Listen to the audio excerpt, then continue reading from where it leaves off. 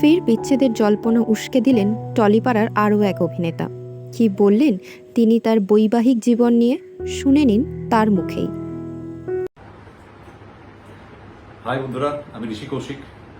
আমি সোশ্যাল মিডিয়ায় খুব একটা অ্যাক্টিভ থাকি না, কিন্তু আজকে হঠাৎ মনে হলো এই ভিডিওটা তোমাদের সঙ্গে শেয়ার করা উচিত। একটা ছোট্ট গল্প শেয়ার করব। বিষয়টা হলো হাই ভ্যালুড ওম্যান। তার আগে আমার একটা প্রশ্ন আছে সকলের কাছে। আচ্ছা, পৃথিবীর কি সমস্ত দুঃখ, যন্ত্রণা, কষ্ট কি শুধু মেয়েদেরই হয়? ছেলেদের কোনো দুঃখ, যন্ত্রণা, কষ্ট হতে পারে না?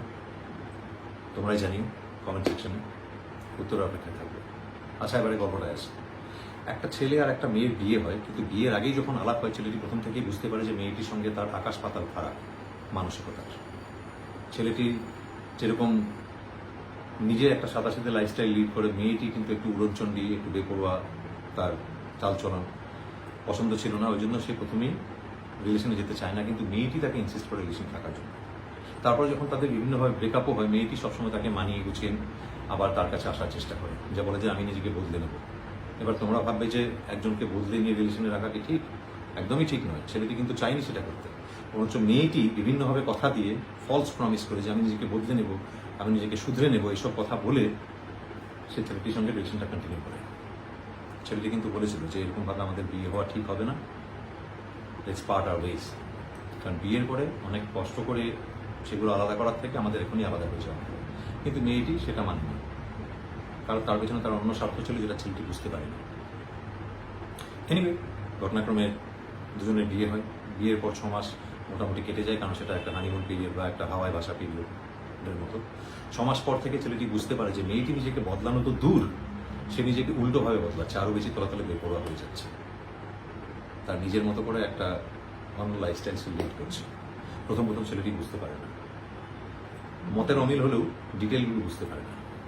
এইভাবেই দিন কাটতে থাকে। এবারে যেহেতু ছেলেটির কর্মক্ষেত্র আর মেয়েটির কর্মক্ষেত্র দুটো আলাদা,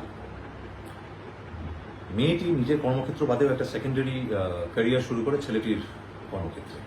ভালো কথা, ছেলেটি তাকে সাপোর্ট করে, কারণ একটা মেয়ে যদি একা হাতে দুদিক সামলাতে পারে খুবই ভালো কথা। সে তাকে সাপোর্ট করে, সে নিজের কাজকর্ম করে। কিন্তু বিয়ের পর থেকেই তাদের মধ্যে অশান্তি বাড়তে থাকে। কথায় কথায় মেয়েটি ছেলেটির সঙ্গে করা দুর্ব্যবহার, বন্ধ ঘরের মধ্যে, আমি বলছি বন্ধ ঘরের মধ্যে তার দুর্ব্যবহার। ছেলেটি কিন্তু তাও দাঁতে দাঁত চেপে সহ্য করে হাসি হাসি মুখে নিজের কাজ করে যায়, সংসার বাঁচাবার চেষ্টা করে। কারণ যে কোনো মধ্যবিত্ত বাড়ির ছেলে বা মেয়ে কিন্তু সংসার শুরু করে চট করে ভাঙার কথা কেউ ভাবে না, ছেলেটিও ভাবে না। সেও সময় দিয়েছে মেয়েটাকে, কিন্তু মানুষের সময় দেওয়ার একটা সময় থাকে, তো একটা সীমা থাকে, ধৈর্যেরও একটা সীমা থাকে।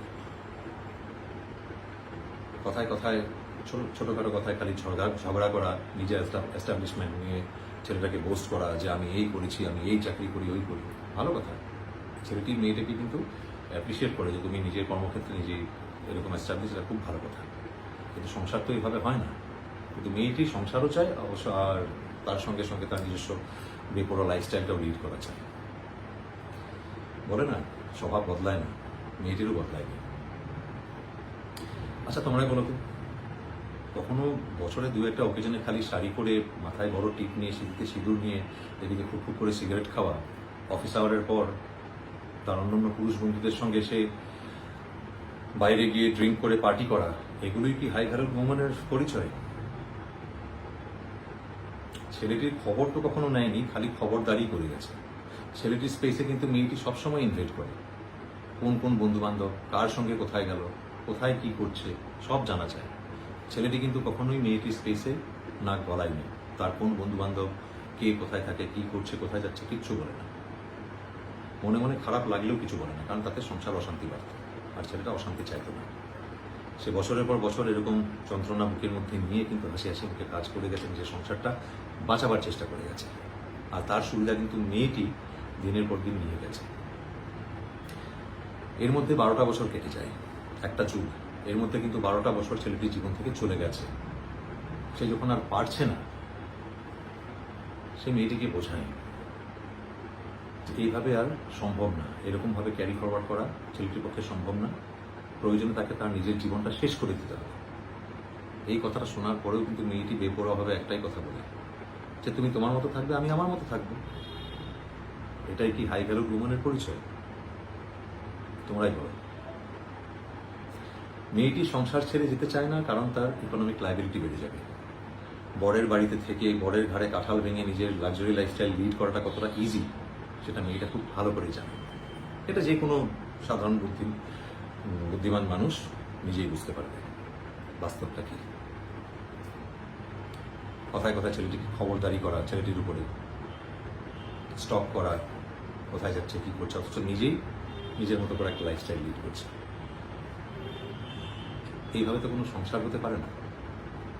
কারো গায়ে যদি টিউমার হয়, সেটা বছরের পর বছর বাড়তে বাড়তে ক্যান্সারাস ফর্ম নেয়, তাহলে 12 বছর হয়ে গেছে বলে সেই মানুষটা কি মায়া জাগিয়ে টিউমারটাকে বাঁচিয়ে রেখে নিজে মৃত্যুর পথে এগিয়ে যাবে নাকি অপারেট করে বাদ দেবে? তোমরাই উত্তর দাও, কি করা উচিত? এই কথাটাই কিন্তু ছেলেটা মেয়েটাকে সসম্মানে বুঝিয়েছিল, কিন্তু মেয়েটি সেরকমভাবে একটা বেপরোয়া উত্তর দেয়।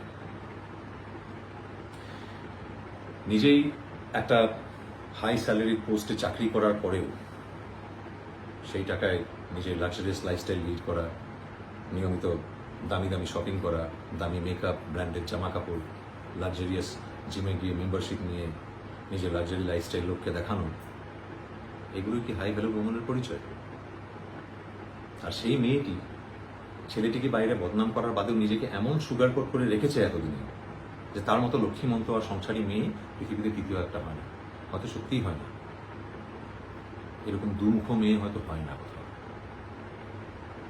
সে আবার ছেলেটাকে বদনাম করার জন্য তার পরিচিত লোকেদের সামনে এটাও বলেছে ছেলেটার নাকি মানসিক ভারসাম্যহীনতা চলে এসেছে, তার মানসিক রোগ হয়েছে। ছেলেটাকে নাকি বহু বছর ধরে সেই কাজ এনে দেয়। এইসব কথার পরেও সেই ছেলেটি কিভাবে মেয়েটার সঙ্গে সংসার করবে? আর এই নিয়ে কথা বলতে গেলেই কথায় কথায় ছেলেটিকে বিভিন্ন কমিশন, পুলিশ, সাইবার ক্রাইম এইসবের ভয় দেখায়, কিন্তু ছেলেটি ভয় পায় না, কারণ ছেলেটি আসল সত্যিটা জানে কবে থেকে কোথায় কি কি হয়েছে। এবারে তোমরা শেষ অব্দি ভিডিওটা দেখলে, সবটাই বুঝতে পারলে। তোমাদের অসংখ্য ধন্যবাদ ধৈর্য ধরে পুরো ভিডিওটা দেখার জন্য। তোমাদের মতামত জানিও কমেন্ট সেকশনে, আমি সেই অপেক্ষায় থাকবো। সকলে খুব ভালো থেকো, বাই বাই।